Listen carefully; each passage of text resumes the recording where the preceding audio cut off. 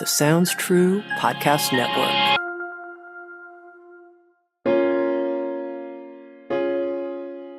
There is no greater justice than death.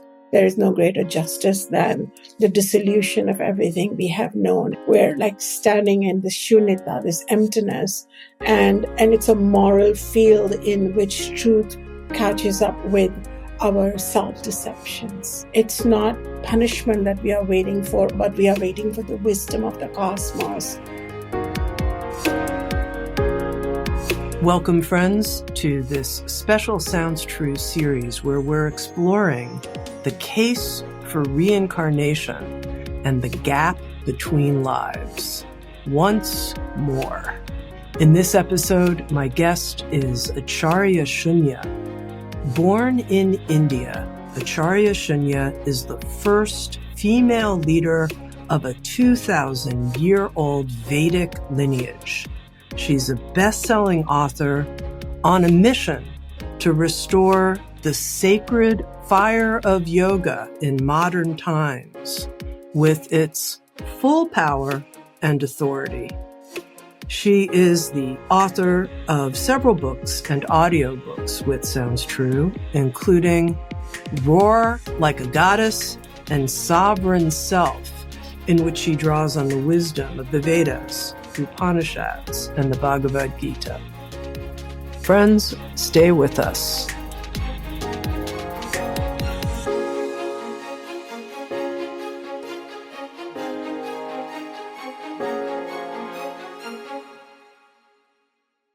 Shunya, welcome. Thank you, Tami. This is such a beautiful, profound topic, and I feel excited to talk about it with you. I'm excited to have you. In putting together this series, exploring reincarnation, our team wanted to look at it from many different perspectives. And when it came to understanding the Vedic perspective, this 1,000-year-old tradition, and how the process of dying and then this gap, and then, yes, is there a process of rebirth? What do the great Vedic sages have to teach us about this? I thought of you as the perfect person to educate us on this. And here we go. Help lay out, if you will, the map from the Vedic perspective. Yeah, ever since you asked me, I was wondering how to bring this vast topic into a sequential format, not only for everyone else's sake, but for my sake, because this was my opportunity to re-enter this realm, which is beautiful but challenging at the same time. And I figured these are definitely clear 5 steps that are laid down in the Vedic scriptures. It doesn't say 1, 2, 3, 4, 5, Tami, but it definitely has these 5 phases of consciousness from the moment of death until the new rebirth, the reincarnation. So it may take just a little while, but I would love to paint a picture. So we have clarity. Please, I want to hear all 5 steps. Okay. So let's talk about the Vedic tradition to begin with. And in the Vedic tradition, one thing is really clear, that death is not a full stop, and it is a pause between chapters. And there is an ancient text called the Brihadaranyaka Upanishad, the Big Upanishad. And it says that as a caterpillar reaches the end of one blade of leaf and draws itself onto the next leaf, so does the self leaves one body and draws itself into the other. And this quote must be more than 7,000 to 8,000 years old. So clearly there is some aspect of us that does not die, and it only lays aside the body, like it unzips the bodysuit and and moves on to find another body. And this is what we are investigating. And I believe pretty much at this point, the whole world knows about the Bhagavad Gita, which is the most famous, if I can say that, scripture from the Vedic Hindu tradition. And in this scripture, in chapter 2, verse 22, a very famous verse, which I would like to chant, it's the most, it evokes for us the real nature of reincarnation. And it goes like this. Vasamsi jirnani yatha vihaya naini granati naroparani तथा शरीराणि विहाय जीर्णा अन्यानि samyati navani dehi. And this verse is saying, as a person discards worn out clothes and puts on new ones, so does the embodied self leaves behind old bodies that are worn out and takes on new bodies. So this verse is the most iconoclastic verse for reincarnation in our tradition. And it makes it so natural in some sense, Tami. It's not fearful, it's not woo-woo. It's something like we're this intelligent, amazing being, the self. And when we're done with one body, one story, we'd like to continue evolving and exploring. And yeah, we're just going to wear some new clothes. And then there's built around this verse or these core teachings a majestic vision of, I would say, life and death, where after birth the soul is not um, judged or punished, but matched with its desires, because it is said that the self is an aspect, if not the supreme self. And so its rebirth or its discarding of one body and taking on new body is to support the evolution of the being within, and not to in any way punish or penalize it. So in the Vedic tradition, one thing I want to be very clear is that we are not sinners ever. Even the most hardened criminal is not a sinner. We've simply forgotten. We've forgotten the light. And so reincarnation is a journey in and out of different bodies, different stories, to remember the light. And death and rebirth are the universe's way, or the divine way, God's way, to help us to expedite this remembrance. And we not only are reborn on earth, but we'll go into it later, but there are 14 realms of existence um, besides earth, where we are zipping in and out through different bodies, because according to the Vedas, the universe is not horizontally expanded. That's our perception. It's really a vertical axis of layers of consciousness, or dimensions of consciousness, more evolved and more dense, with Earth right in the middle.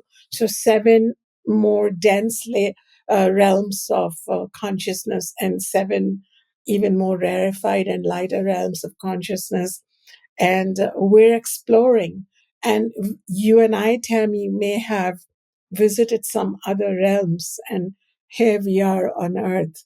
Um, and so that's an interesting conversation we can have later on. Sure. So I would like to begin with step 1, Tammy, death. So the main point about death is that, as I mentioned, it's the body that dies, but we have 3 bodies. So this is a revelation by the Vedas, all our scriptures, and all our sciences, Vedanta, Ayurveda, Yoga, they all stand by this, that we don't have one body, we have 3 bodies, and the outermost body is the dense material body known as Sthula Sharira, made up of the food we've eaten all our lives and borrowed from our mothers placenta. And so that food body is what we zip and step up, we keep aside. We don't want to take this with us. But now the other bodies are what that travel. And inside this gross body is a subtle body known as sukshma. Sukshma means that which is subtle. It's invisible to eye, but it's there. And this Sukshma Sharira is the intelligent body behind this matter body. That is why when the intelligent body steps aside, the physical body is there, the brain is there, the nervous system is there, but everything just lies there like inert matter. Because the intelligent body, the subtle body has stepped away. And this subtle body is composed of, Tami, 19 organs or 19 faculties, which includes one mind, one intellect, one ego, one memory faculty, the storehouse of all our impressions, 5 pranas or 5 vital layers that do all the housekeeping within, physiological housekeeping within the body, the 5 faculties of the sense organs, the eye of the eye, the ear of the ear, the intelligence behind our sense organs, and 5 motor powers, how we move, how we excrete. So those are all intelligences. All of this comes together to be 19 faculties or 19 organs. This cannot be seen, but this is what animates the body. The body is just a piece of cloth, and it becomes alive. I'm talking, I'm moving my fingers because of this subtle body. And it is this subtle body that gets ready to travel. And inside the subtle body is the third body. It is the real body. It's called a causal body because it causes us to be who we are. In Sanskrit, it is known as the Karana Sharira. Sharira means body, and Karana means that which is the root cause. And it is in this Karana Sharira or causal body, which contains all our latent impressions, all our karmas from past lives and the new ones that we have created now. And the karmas are reactions of everything we have thought or spoken or acted. And according to the law of karma, as most of our listeners may know, our viewers may know, is that whatever we do, there is an equal and opposite reaction that's created. And that reaction may not transpire right away, but it gets recorded. And where does it get recorded? Right inside our causal body. So when we do good and nobody's looking, the causal body got it. And when we are being silly, the causal body knows. When we are sabotaging ourselves, the causal body knows. So we have a record of our karmas, and we have carried over from many lifetimes and new ones generated, recorded. We have a record of our deepest desires. We may say, oh, I'm not into expensive clothes, or I think that it's more holy to be without sex, or we may have a performative being going around the world, but our deepest desires, our unfulfilled needs, our wants, our lust, all of that stays in the causal body. You could even call it like the deepest container of the subconscious. Well, that's getting ready to travel too. And again, in the Brihad Aranyaka Upanishad, it says that gradually for a dying person, when the eyes no longer work, they are going inside and uniting with the subtle body. When the person is no longer able to hear, it's going back inside and uniting with the subtle body. When the tongue is no longer able to taste, then, often a person says, I don't want to eat anything. Well, then it's uniting with the subtle body. Everything coalesces inside. And then an aspect, the reflection of the true self, the higher consciousness known as Atma, is what is the real deal with these two bodies. It is this composite, complex package which leaves the body at death. This is what travels, and in Sanskrit we have a name for it called the jiva. We can call it the personality unit, because it has the mind, it has the ego, it has the likes and dislikes, it has the hidden desires, it has the craving, it has all the faux pas moments of this life and other lives, it has all the glories of all our lives, everything packaged into one. It just doesn't have a physical bodysuit. That is what is lying, in the coffin box or on the ground. Like in our tradition, we put it back on Mother Earth when there is a corpse, because we say that's the first mother. And so that is what people are mourning for. But interestingly, the person who knows you, who talked to you once, that's standing there invisibly. It's actually left. And we're going to talk about the second stage of what happens when this invisible jiva, this invisible being, is ready to travel only minus one body. So the moment of death is an unbinding. It is the coming out of the intelligence plus the karmas plus the Atma, ready to travel. And Okay, just to ask one yes, clarifying question, yes, Shunya. So the jiva, the traveling entity, is a combination, if I'm understanding you correctly, of the subtle body and the causal body, both. and the original self, like the consciousness, divine consciousness. Okay. That's always there, because these are just bodies. Okay. Bodies. Yeah. I'm with you. Yeah, you're with me. Okay. I am following the fact that our food body has died, and Yes. these other two bodies plus source or originality, whatever you want to call it, are all forming the traveling entity known as the jiva. The jiva. And so I wanted to take a moment to say that the Upanishads, which are important texts in the Vedic tradition, the most important are the Vedas. The end portion is called the Upanishads, which have high, pristine philosophy. They give an lens into this transmigration process. And much later, texts called the Puranas give us details in the transmigration process. And one of them is known as the Garuda Purana, which is from the 1st century. It has 19,000 verses, and all 19,000 verses are dedicated to this.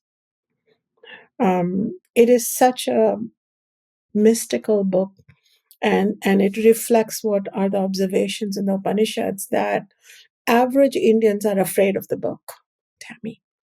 But I have studied the book, and I have brought references and verses and my own clarity from the study of the Upanishads and the Garuda Purana. And one of the verse there says that the body, composed of 5 elements, is left behind, and the airy body, it likes to call the jiva, the airy body, becomes the vehicle of the soul, the self, the Atma, and it journeys beyond. So we are here now. But I want to say this before I go on to point 2 and talk about this airy body, that this, when it leaves, its travel is not aimless.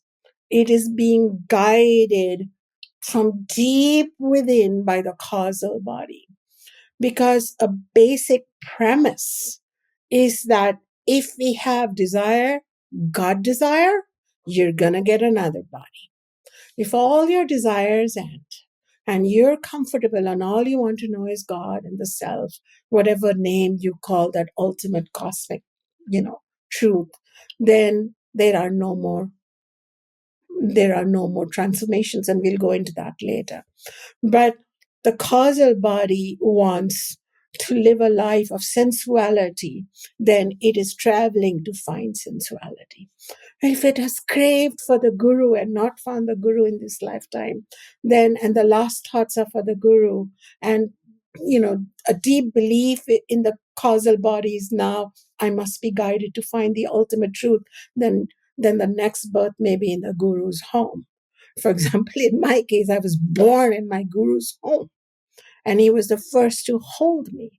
So probably when my jiva moved from past life, it was very clear No more distractions. I want to study the Vedas, and I want to, and I want my guru to find me, and that is what happened.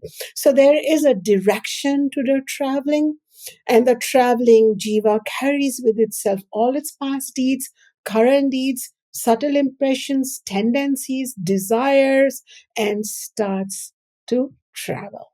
So now we are going to talk about this airy body, this jiva, and there is a new term which is secondary. We can keep calling it the airy body or the jiva, but in the Hindu Vedic tradition and in the Garuda Purana and all of these Upanishads, it is called preta, Preta, the preta phase.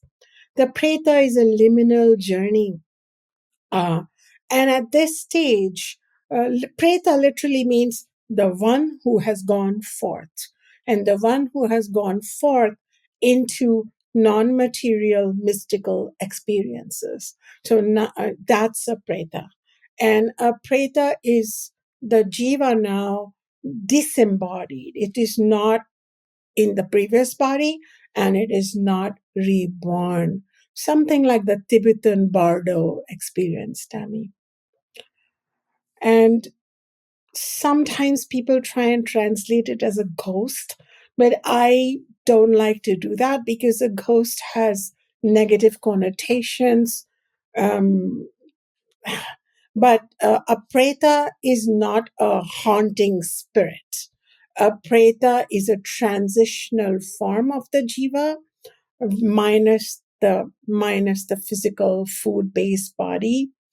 It is undergoing karmic processing, and it's in a temporary state, not because it's a punishment, but we all go through this. It's a natural passage, which the seers found in their meditation to be true.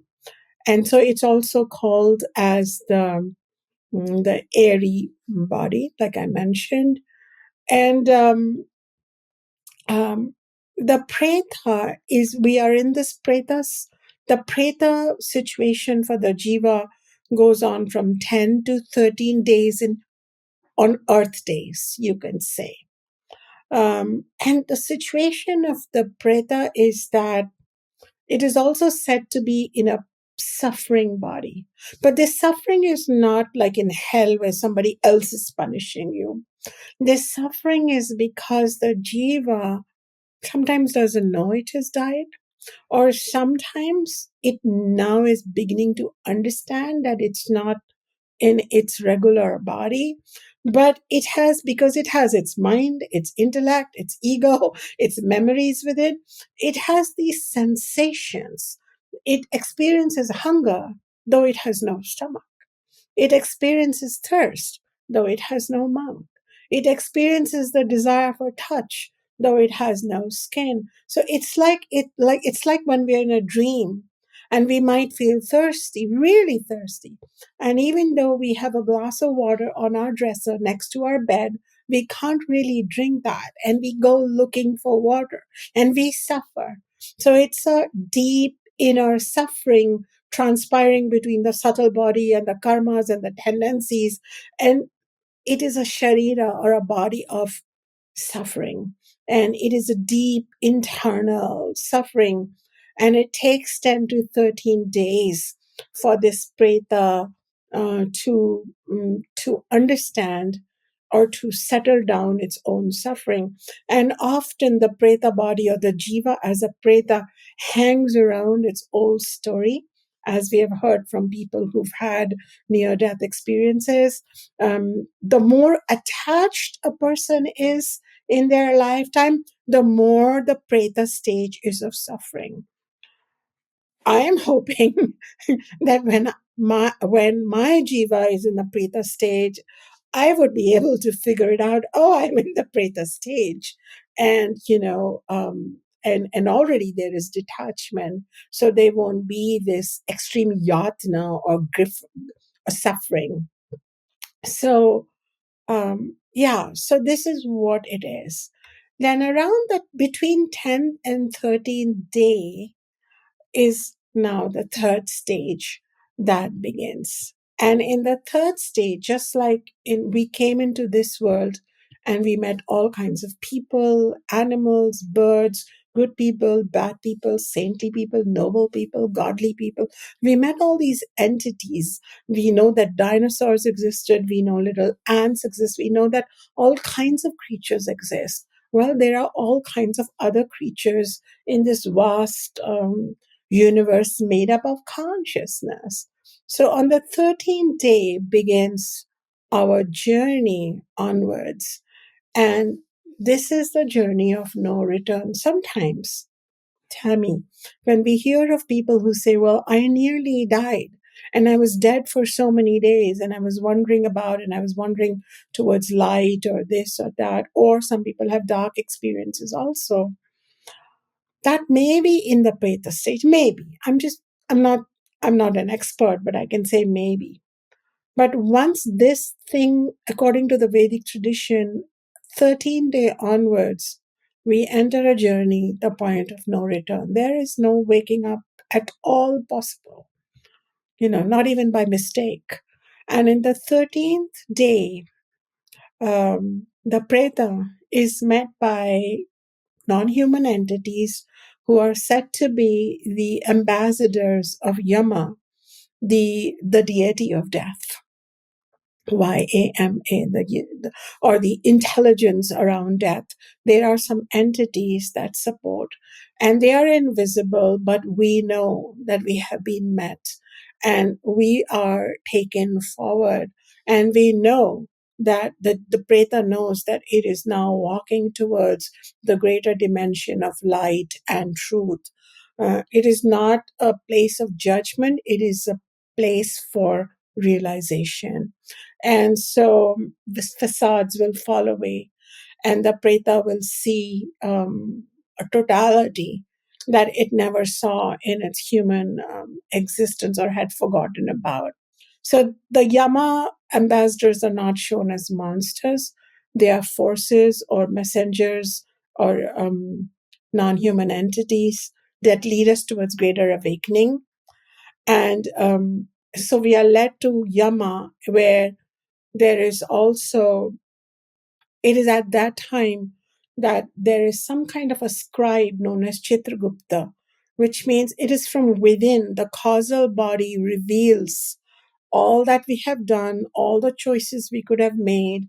And this is now being, I'm hearing that many traditions and many people who've had, near death experiences talk about it. But we go through we go through an experience, a symbolic narration of our life, our choices, what we could have done differently, but nobody talks to us. It is you and you.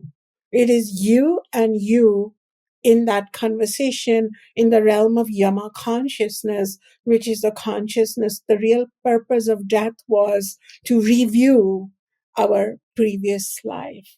And to reach this, it is said that the preta walks across this corridor of light. But if one has been distressed soul, one feels like they are being pushed along. Sometimes some people feel they are gliding along. Some report of flying along. Some feel like they don't know how they are moving along, but they are moving along some kind of a corridor where there is light. And an interesting thing is that in the middle of this, because it roughly takes 348 human days, Earth days, to complete this journey, somewhere midway is the river that has to be crossed. And this river is a very interesting river. Our ancient text, Tami, describe it as the Vaitarani River, long name, but I will call it the river of reckoning, karmic reckoning. And every jiva must cross this. It's an interesting river because it's a river, but it's projected from deep within due to the subconscious tendencies of the causal and the subtle body, and this non space and time dimension, this strange new space and time dimension that the jiva is in. So for some, it feels like a gentle river. For others, it reflects their unresolved situations and it's tumultuous. So some see the river as made of blood and pus and toxins, and it's really hard to cross. And for some, it's like a river with lotuses growing along. And so the river is a complete projection of this jiva all by themselves. They are crossing that river. It's a karmic crossing. And this has to be crossed to reach that light. And so for some, it's a stream of nectar. For the others, a stream of the most tumultuous experiences with creatures crawling. But it's a river and it ends. It's not going on forever. That's the interesting thing. It's not a literal river, but a karmic river. And this matches the Upanishadic view, where the Upanishads say that death and the afterlife is shaped by the contents of one's inner world. This is mentioned in the Brihadaranyaka Upanishad and the Katha Upanishad. And Vaitarni means that which must be crossed, or the formidable passage one must traverse after death. It's the realm between the world we left behind and the realm of truth and death, which is Yama. It's a moral threshold of sorts, and the moral aspecting of the universe is a big deal in the Vedas, where the law of karma, death, and digesting it in afterlife and then being born again to try again. This is all connected. And so for the righteous, for the dharmic, it appears clear and easy. For the more challenged ones who have been metaphorically sleepwalking through their entire life, it appears as a difficult river to cross. But remember, Yama's ambassadors are there and they help us ultimately. So what is their role? They help us. They help even the most difficult terrain be crossed, because we are all being helped over is the promise. And once we cross that river, we come closer and closer to Yama's dimension. It's a dimension. And in that dimension, this is where we are guided to have a review of our life.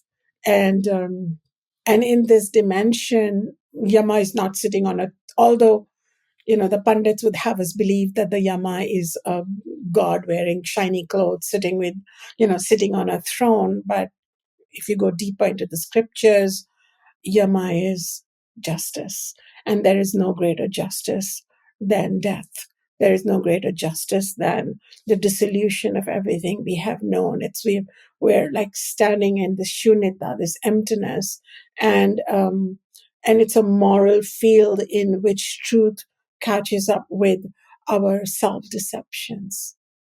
It's not punishment that we are waiting for, or the wrath of Yama, but we are waiting for the wisdom of the cosmos. And it is here that the soul grows, the jiva recognizes that what I have to do, what don't have to do. And the veils are uplifted from the deep causal body and the subtle body.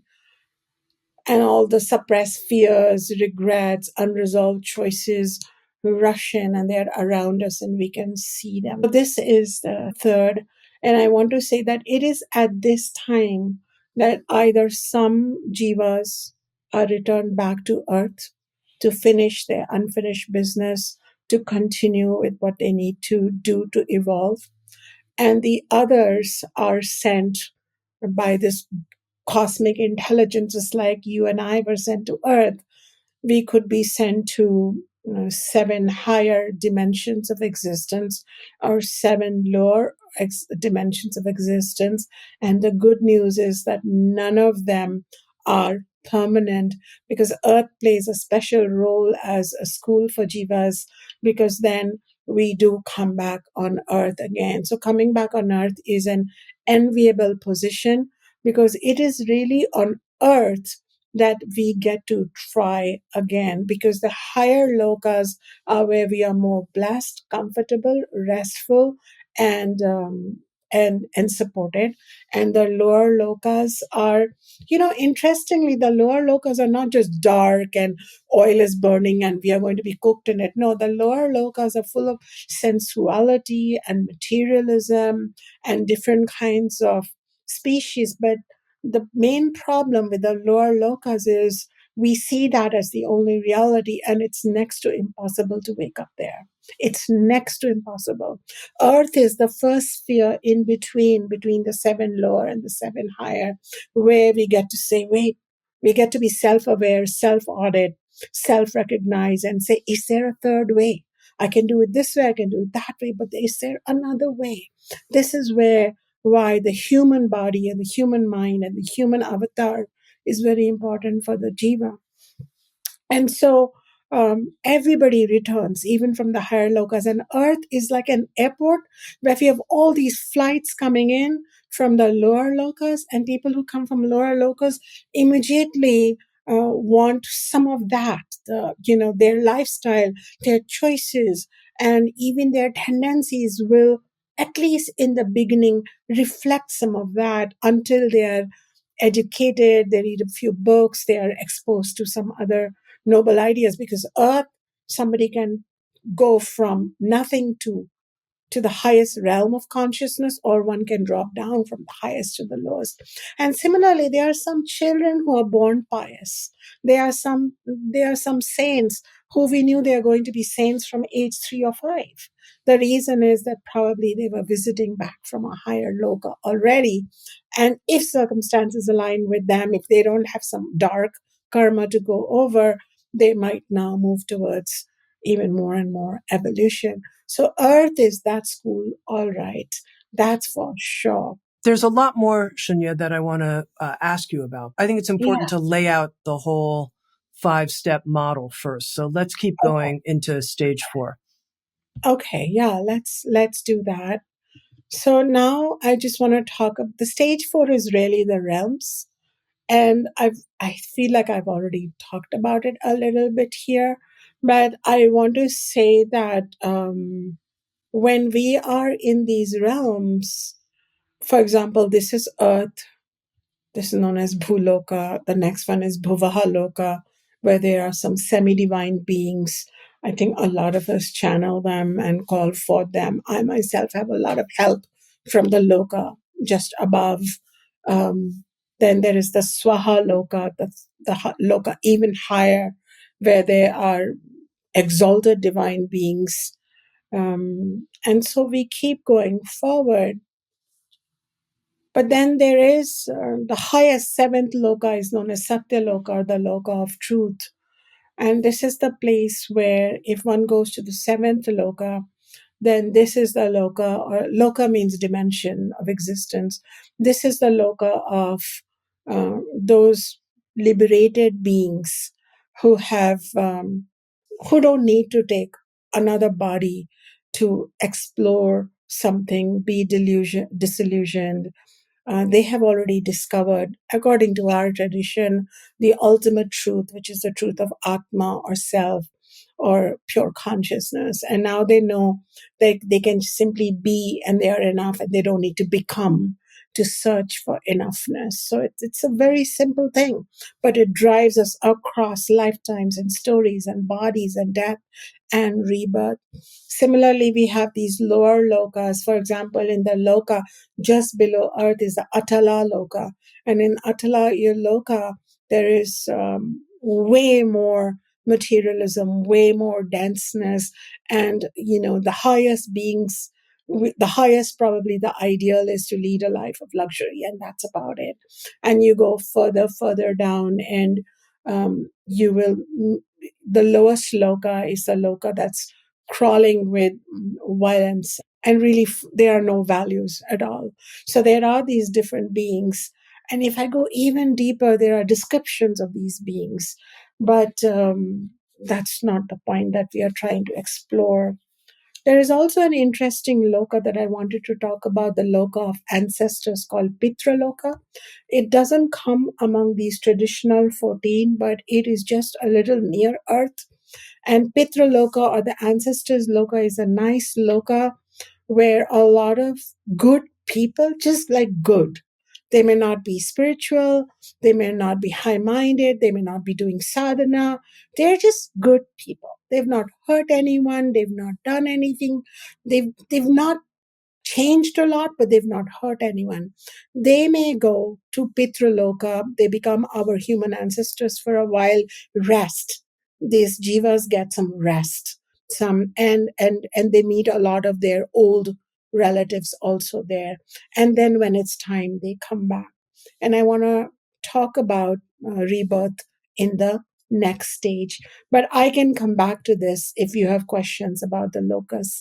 Tammy, when we do questions, we're almost. I definitely have questions about the lokas, but let's keep going here. I figured. But I would like to definitely talk about now rebirth. So some souls, they reincarnate immediately, quickly.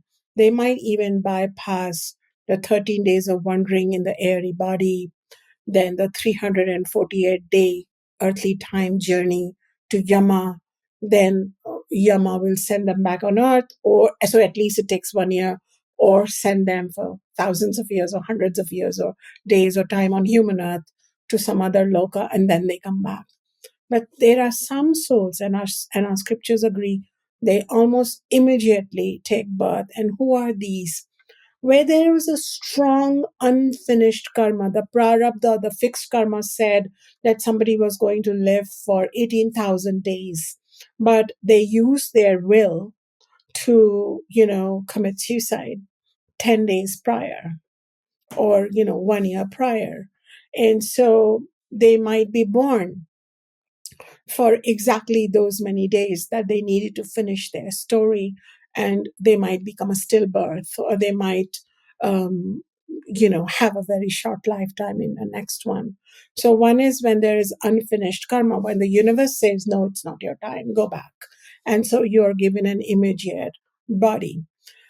Sometimes there is so that happens. So that time, literally, the Garud Purana, the scripture says that the jiva, the subtle body, the causal body, of course, with the blessings of Atma, leaps. The word is leaps into another womb, whichever womb is available, and has to mandatorily go through it. So suicide may not always be an escape according to our tradition. Then there are these evolved souls who may choose a conscious rebirth, where they know that they are passing, but they know that they are needed. And sometimes evolved souls, they are so evolved that they are now corresponding with the divine, because we always have that potential, because according to Veda, we are not just lost beings, we have just forgotten our true power. So sometimes we call them yogis or saints or bodhisattvas. They can reincarnate immediately out of compassion or on a mission for the universal divine. In fact, the Bhagavad Gita says that if such a yogi is born into a family of yogis, like they choose their birth and they come back. So these are some reasons why it happens. But for the rest of us, rebirth happens in a very interesting manner. After the Yama's justice, we have to come back now, either directly to earth, because we are told, or we understand, we're not told as in somebody's talking to us, but the mission is clear for the jiva that I have to come back and start again with my residual understandings, or we go to a loka and come back. So how does it happen? This is a very interesting karmic mapping that's going on, and it's a very poetic understanding of how the subtle airy jiva becomes part of the sperm of the father or the egg of the mother. So it is said that when rain is falling, at that time, mm, many jivas that are now mandated to take birth join the rain and come down, and they become part of the soil. And then they become edible crop. And then they are eaten by humans and animals and insects and all of that. And then they become part of the semen, because it's all invisible. This intelligence keeps promulgating itself from food to flesh. and from flesh to semen. And then through semen or through egg, it waits because it's all decided who will be the father, who will be the mother, what will be your gender, what amount of happiness and sorrow you will get, what will be your main challenges, and how you will use your willpower. Some idea is given. Like I am using my willpower towards spiritual things, so are you. Some people are using their willpower for other things. So this basic ideas are there. So the precise jiva enters the precise parent's food, and how all this happens is universal intelligence. It is beyond us, but this is how the jiva re-enters the food cycle, the flesh cycle, the semen or egg cycle, and then we are now the jiva has entered the womb of the planned mother and father. There are no accidents at all. Even if a child is born in a petri dish, well, that is all, something is planned. Whose sperm and whose egg, whether it is a goat sperm and a goat egg, or a human sperm and a human egg, or a sparrow sperm, or whatever which way, and not everything has a sperm, but whichever way it has to come through the womb is decided.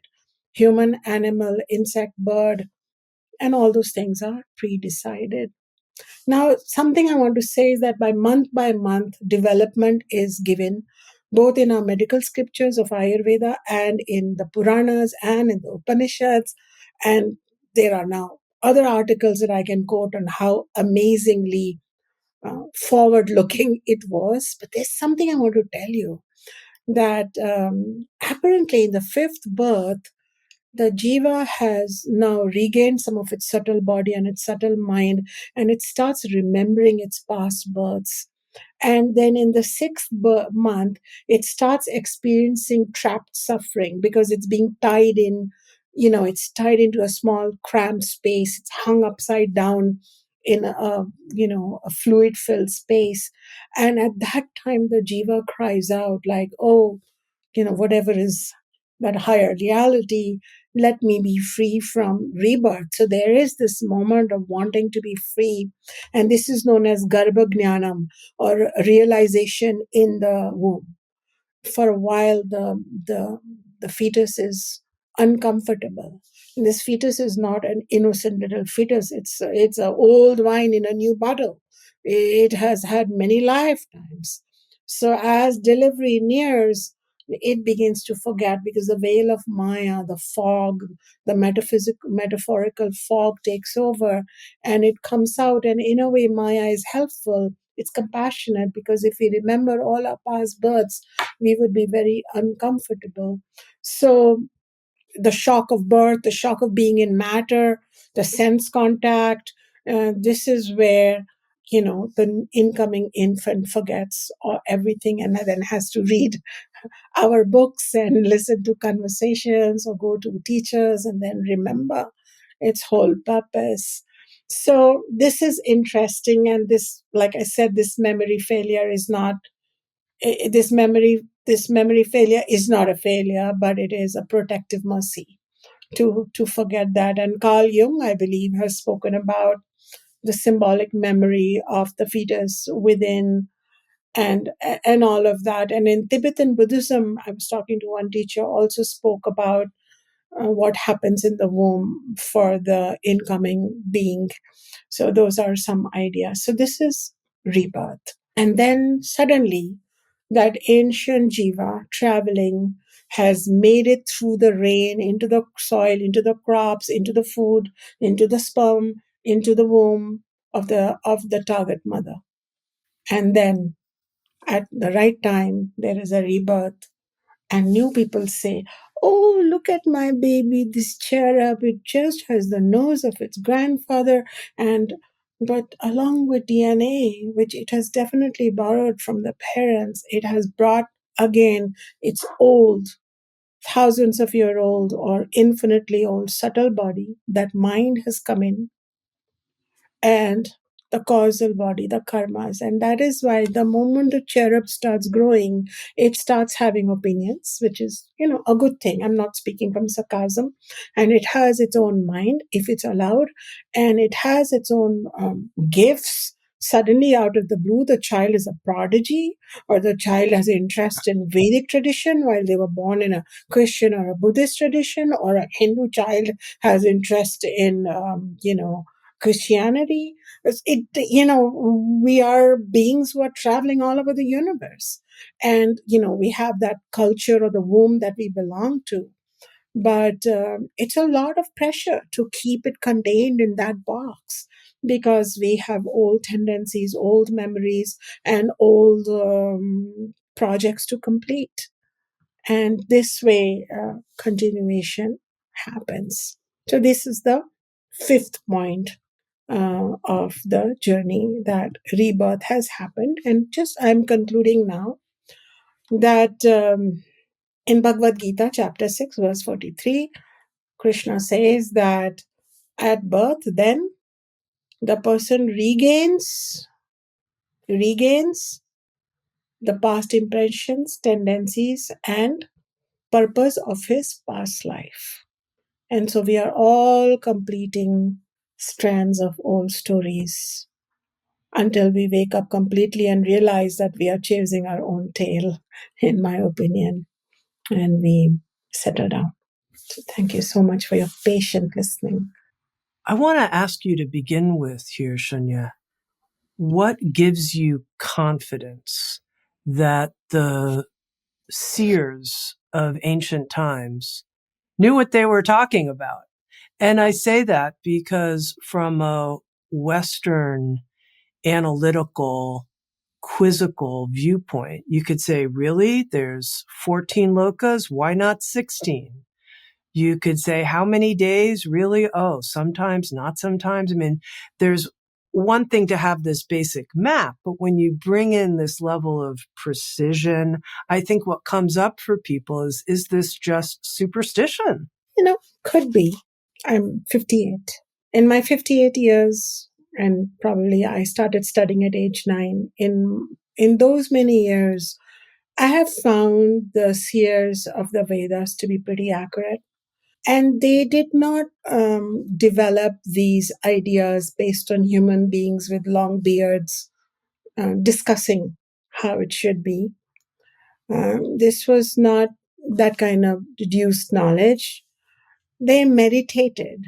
And in meditation, a lot of the knowledge of the universe and the self and the Atma came to them. It was revealed within them. And for example, the 14 lokas are only 14 dimensions.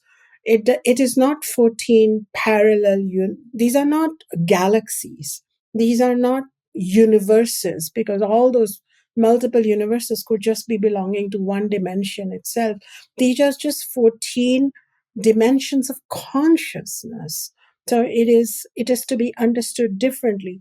Now, whether it has millions of worlds in it, billions of galaxies in it, it is not a material journey.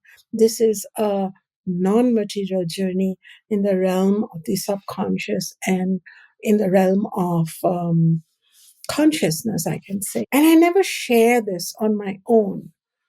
Some people do, but I don't, because I have so many other things to teach and share about. So I didn't want this to be the central, spine of what I am and what I do in the world. But in early 2000s, this fog, this Maya fog, we call it Maya. This is the fog of materialism, which makes us think we are this body, there's this earth, and and we have this very contained understanding of life and the living of life. And through meditation, through yogic understanding, through the paths of yoga that I walk deeply, it's not just physical yoga of bending my body, but of exploring the depths of my consciousness and the heights of my consciousness. That's my daily work, daily practice. When the Maya was removed, then for a while, Tami, I was I had many gifts to be able to see the journey of the Preta, to be able to see beyond the veil of the ordinary life and the ordinary death and the ordinary birth. And even when I would sit with a person, that knowledge of their past lives would become available to me, as was my own knowledge. And this lasted for about 10 years, you can say, until I myself felt like, yeah, I know it's enough. So I can say that in my case, then I went back and read all this, and it felt like I don't remember the Vaitarni River, but I have this deep recognition of crossing metaphorical obstacles. And so it's not like a check, check, check, but from discussion with disembodied beings to um, reading up books about it to talking to other experts on after death experiences, I realized that probably the Vedas know a few things. Some I can believe, some I will discover. Shunya, when you talk about the dimensions or the lokas, I do think that part was the part that I might be the most confused about. So I want to go into that a little bit more. When you mentioned Earth is like an airport, and then you go to a different dimension, I think that's where I started thinking of these dimensions as you were describing them as places. But are you describing them as simply dimensions of human experience? So I'm a human being in a certain dimension of consciousness on Earth? Or I think I got confused at this point. No, Tammy, just like Earth exists and there are people here, and we don't question why among trillions of planets there is life here, right? Just like that, these dimensions are dimensions of existence where the jiva can take birth. There is no guarantee that when I die, I will come back on earth. I may find myself having an interesting conversation with someone else in some other dimension, time, and space. It's entirely possible. We are sending out spaceships to find them. We are sending out intelligent machinery to find them. Well, the Vedas discovered their own 14 dimensions, and they said that the universe is vertically stacked up. But the way to reach these dimensions is not in our ordinary mundane consciousness. We'll send out our supersonic equipment and go look for them, because all of this universe that we know, with its billions of planets and stars and black holes, is still in earthly consciousness. It's when we will die, we'll discard one bodysuit, and we become enabled in our airy bodysuits, in our subtle and causal body, and then aided by higher cosmic intelligence, the Yama intelligence, can we then be propelled into the other dimensions. So, please join us next week for part 2 of this interview. And if you'd like to watch Insights at the Edge on video and participate in the after-show Q&A session with our guests, come join us on Sounds True 1, a new membership community featuring award-winning original shows, live classes, community learning, guided meditations, and more with the leading wisdom teachers of our time. Use promo code PODCAST to get your first month free. You can learn more at join.soundstrue.com. Sounds True, waking up the world. The Sounds True Podcast Network.